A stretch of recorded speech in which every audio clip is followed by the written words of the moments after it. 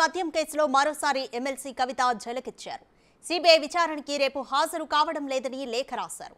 ఈ మేరకు కేంద్ర దర్యాప్తు సంస్థకు రాసిన లేఖలో కవిత పేర్కొన్నారు.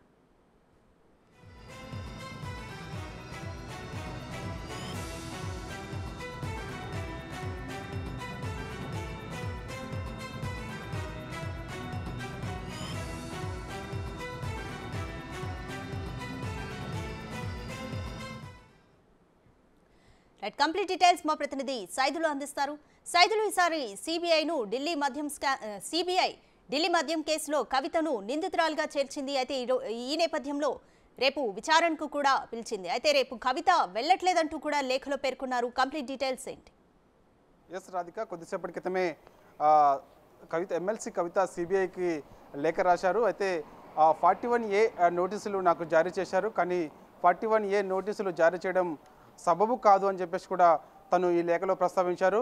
ఆ ఎన్నికలు సమీపిస్తున్న నేపథ్యంలో లోక్సభ ఎన్నికలు రానున్న రీత్యా తను ఎమ్మెల్సీగా ఉన్నాను కాబట్టి కొన్ని పార్టీ కార్యక్రమాల్లో పాల్గొనాల్సి ఉంటుంది కాబట్టి కొంత నాకు గడువు ఇవ్వాలని చెప్పేసి కూడా తను లేఖలో పొందుపరిచారు. కావాలనే కుట్రపూరితంగా నాకు 41A నోటీసులు జారీ చేశారని చెప్పేసి కూడా తను ఈ లేఖలో పొందుపరిచారు. ఏదేమైనా సరే రేపు మాత్రం నేను విచారణకు హాజరు కావట్లేదని చెప్పేసి కూడా తనైతే లేఖ రాయడం జరిగింది. కానీ సిబిఐ మాత్రం ఇంతవరకు రిప్లై ఇవ్వలేదు. చూడాలి మరి సిబిఐ తదుపరి చర్యలు ఎటువంటి తీసుకోబోతుంది అనేది కూడా కొంత మనకి సందిగ్ధత నెలకొందని చెప్పవచ్చు. ఎందుకంటే వాస్తవంగా మనకి నోటీసులు జారీ చేసిన తర్వాత ఎవరైతే అక్యూజ్డ్ ఉన్నారో వారు తిరిగి మళ్ళా మన లేఖ రాశారు కాబట్టి ఇప్పుడు కవితకి రిప్లై ఇవ్వాల్సి వస్తుంది సిబిఐ. ఇంతవరకు అయితే సిబిఐ కవితకు లేఖకు సంబంధించి కొద్దిసేపటి క్రితం లేఖ రాసింది కాబట్టి ఇంతవరకు అయితే సిబిఐ ఎటువంటి స్పందన లేదు. చూడాలి మరి చూడాలి నైట్ లోపు ఏమన్నా సిబిఐ దానికి కవిత రాసిన లేఖకు సంబంధించి రిప్లై ఇస్తూ దానికి అంటే ఓకే చెప్తుందా, లేదంటే ఖచ్చితంగా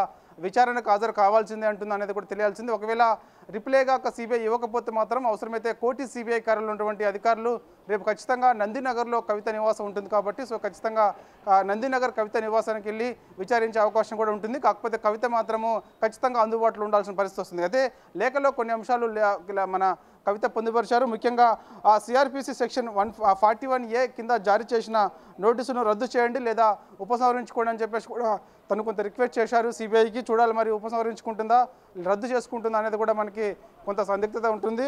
అదేవిధంగా ఒకవేళ నా నుంచి సిబిఐకి ఏమైనా ప్రశ్నలకు సమాచారం కావాలనుకుంటే వర్చువల్ పద్ధతిలో విచారించుకుంటుంటున్నది. అంటే తను ఇంట్లోనే ఉంటుంది.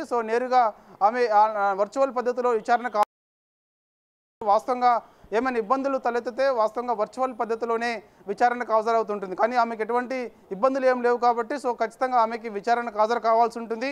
కానీ ఆమె వర్చువల్గానే నన్ను విచారించండి అంటుంది కాబట్టి ఏదేమైనా సరే కొంత ఈ ఇష్యూలో మాత్రం సిబిఐ నిజంగా ఒకవేళ ఆమె రాసిన లేఖకు సంబంధించి ఖచ్చితంగా ఓకే చెప్తుందా లేదా అనేది కూడా కొంత మనకైతే సందిగ్ధత నెలకొని ఉన్నది. అదేవిధంగా 2022 డిసెంబర్లో అప్పటి ఐఓ ఇదే తరహా నోటీసును సెక్షన్ 160 కింద ఇచ్చారు. అప్పుడు కూడా నన్ను మన సిబిఐ అధికారులు ఇంటికి వచ్చి మరీ నన్ను విచారించారు కాబట్టి మరోసారి కూడా అలానే విచారించాలని చెప్పేసి అంటుంది. కానీ వాస్తవంగా తను అప్పుడు అనుమానితురాలుగా ఉన్నారని చెప్పేసి 160 కింద ఆమెకు నోటీసులు జారీ చేసి విచారించారు. కానీ ఎప్పుడైతే ఈ కేసులో కీలక నిందితులు ఉన్నారో మాగంటి రాఘవ, అదేవిధంగా అభిషేక్ బోయినపల్లి అప్రూవర్గా మారిన తర్వాత తనను నిందితురాలుగా కవితను చేర్చిన తర్వాతనే 41A సెక్షన్ కింద నోటీసులు జారీ చేశారు కాబట్టి ఖచ్చితంగా ఇక ఆమె రాసిన లేఖ ఏదైతే ఉందో ఆ లేఖకు సంబంధించి తదుపరి చర్యలు సిబిఐ ఏ విధంగా తీసుకోబోతుంది అనేది కూడా కొంత ఉత్కంఠ నెలకొన్నది రాధిక. రైట్ సైదులు, కవిత లేఖలో ఎంత గడువు కావాలని కోరుకున్నారు? అలాగే వర్చువల్ పద్ధతిలో విచారించడానికి సిబిఐ అంగీకరిస్తుందనుకోవచ్చా? ఎందుకంటే లాస్ట్ టైం 160 ఇచ్చినప్పుడు ఆమె కేవలం అనుమానితురాలు, బట్ ఇప్పుడు మాత్రం నిందితురాలుగా చేర్చింది కదా.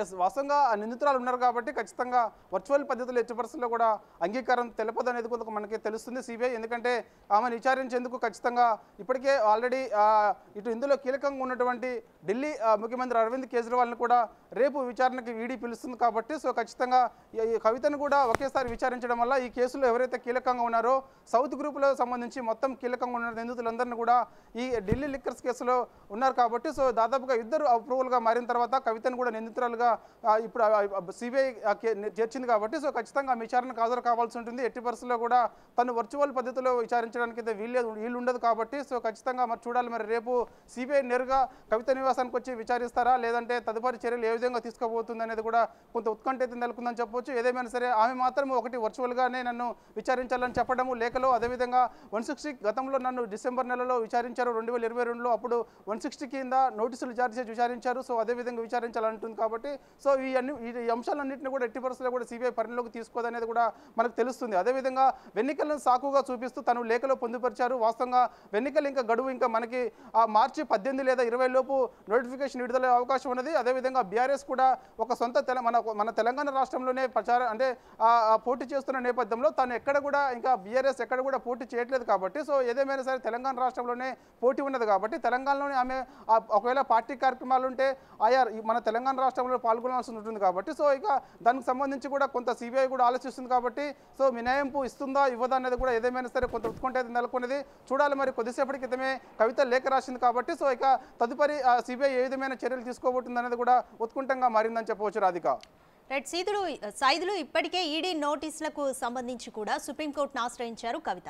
ఒకవైపు ఆ కేసు కూడా విచారణలోనే ఉంది. ఈలోపుగానే సిబిఐ నిందితురాలుగా చేర్చింది.